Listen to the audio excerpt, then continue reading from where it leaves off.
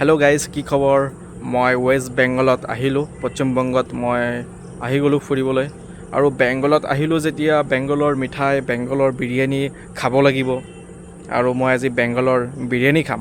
কেনেকুৱা হয় বেংগলৰ বিৰিয়ানী আজি খাই চালেহে গম পাম। তাৰপিছত মই ধুনীয়াকৈ ৰিভিউ এটা দি দিম দেই গাইজ। আৰু খাবৰ কাৰণে আহিলোঁ মল্লাৰপুৰ, যিটো আছে বীৰভূম ডিষ্ট্ৰিক্ট। বীৰভূম ডিষ্ট্ৰিক্টৰ মল্লাৰপুৰত আহিলোঁ বিৰিয়ানী খাবলৈ। ইমান দূৰ, বহুত দূৰ আহিলোঁ বিৰিয়ানী খাবলৈ। আমাৰ অসমতো বিৰিয়ানী পায়, হ'লেও বেংগলৰ বিৰিয়ানী আজিলৈকে খাই পোৱা নাই, সেইকাৰণে আহিলোঁ। আৰু ক'ত আহিছোঁ মই দেখাইছোঁ। তো গাইজ, এইখনেই হৈছে সেইখন ৰেষ্টুৰেণ্ট য'ত মই আজি বিৰিয়ানী খাম।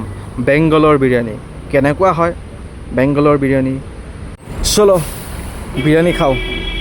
কেনেকুৱা হয় ইয়াৰ বিৰিয়ানী।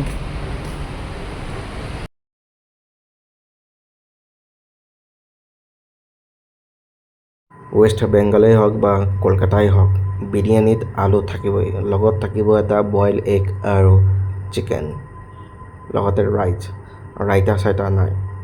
অ'কে, তো গাইজ খাই ভালেই লাগিল।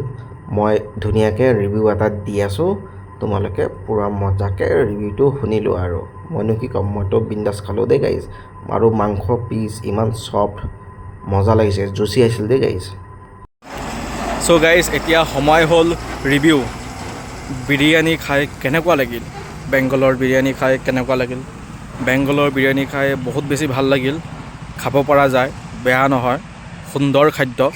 কিন্তু গাইজ, যিটো আচলি বিৰিয়ানী সেইটো তুমি ইয়াত নোপোৱা, সেইটো অনলি কলকাতাত পাবা। অ'কে, আৰু দামো বেছি।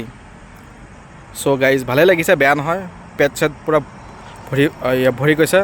আলু দিব, চিকেন দিব আৰু কণী দিব।